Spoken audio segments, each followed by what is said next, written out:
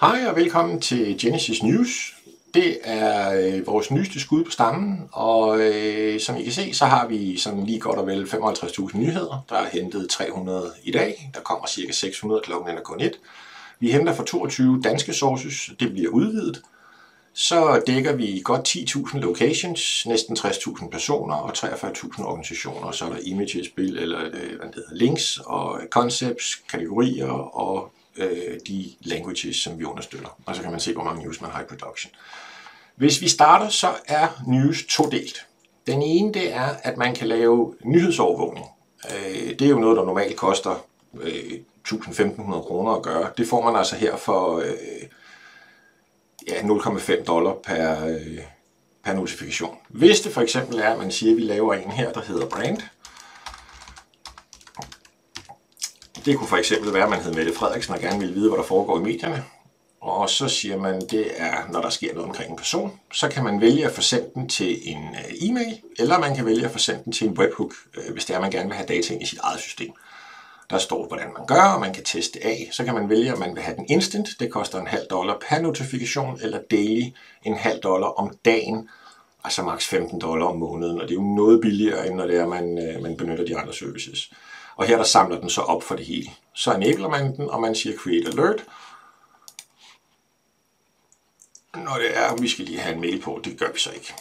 Men så vil du få en alert herude, og så vil den sende dig mail hver gang, at du er i medierne, eller den du overvåger i medierne. Publish er nok den, de fleste gerne vil vide, og det er, at man kan lave historiske nyheder, altså baseret på historiske nyheder, eller man kan lave det på future news. Og først så kan man have sine domæner herinde, der kan man adde dem på bulkvis. Det er dem, man eventuelt gerne vil udgive på. Det er ikke et krav, men man kan. Hvis vi starter med de historiske nyheder, der har vi en artikel om fodbold. Så kan vi også lave en, hvis for eksempel vi siger, at det her det er vores tennissite, og det handler om Holger Rune. Og det vi gerne vil søge efter, det er Holger.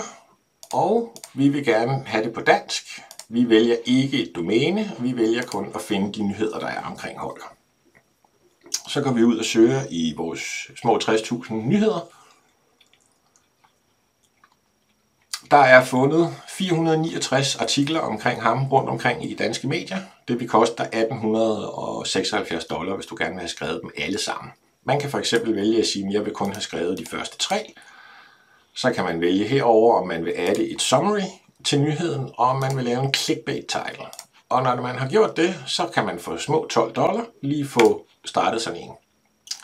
Hvis nu det er, at du så starter den her, og du ikke har nogen funds herinde, fordi vi er ikke nogen, der laver abonnement, det er ren pay as you go, så kan du for eksempel sige, at jeg vil gerne adde $100, og det gør du på det kort, som du har oprettet. Hvis ikke du har oprettet et kort, så skal du lige en tur over i account under billing. Så laver du simpelthen add credit card, og du kan så adde dine funds med det samme. Du kan også se dine invoices, og din user profile skal du nok også lige huske at udfylde. Så når du har startet den her produktion, så kommer den op og ligge her under campaigns. Og der kan du simpelthen se, hvad det er, der bliver skrevet, og du kan gå ind og view, og du kan publishe, og du kan en hel masse ting. Future News, det fungerer på næsten samme måde. Man laver det kan igen være Mette Frederiksen. Men nu hvor vi ikke går ud og vælger, hvad for nogle nyheder vi gerne vil skrive om, så vælger vi at sige, hvor mange vil jeg gerne bruge om dagen. Det vil sige, du vil gerne have publiceret maks 2 nyheder, så bliver der lavet 2 timeslots. Det vil sige, at fra klokken 6 om morgenen, eller fra midnat til klokken 12, det er det ene timeslot, og så det næste timeslot er fra 12 til midnat. Hvis du vælger 4, jamen så er det så bare 4 timeslots om dagen. Det vil sige, at nyhederne kommer ikke igennem, så du får dem 3-4 nyheder inden for den samme 5 minutters ting. Det er også lavet sådan, så at nyheder, der er duplikeret af andre nyheder, bliver ikke vist. Så det vil sige, at hvis der først bliver skrevet noget i et medie, og andre medier samler det op igennem, for eksempel Reuters, jamen så bliver det kun den originale nyhed, der ligesom bliver dannet en ny nyhed af. Og det er selvfølgelig AI, der sørger for at lave alt det. Igen har du med Add Summary, du har Create Clickbait og Enabled, og så siger man bare kør, og så siger man start, og så kører det. Og her der kan man så se vores lille bevis på et fodboldsite. Vi har noget omkring dansk fodbold, vi har landsholdsfodbold, vi har international fodbold, det kan være engelsk fodbold, det er måske Champions League, Premier League, og det er alt sammen bygget op med Genesis News. En nyhed, den kan se sådan her ud.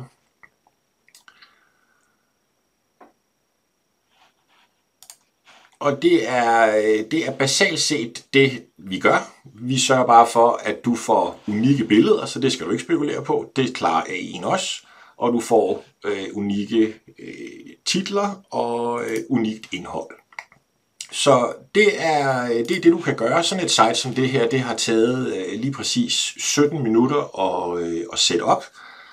Vi har lavet designet, det er lavet i GeneratePress med et standardtema, og så er der lavet inde i Genesis News, der er lavet de her 6-8 forskellige kampagner, og de ligger egentlig bare at køre på daglig vis.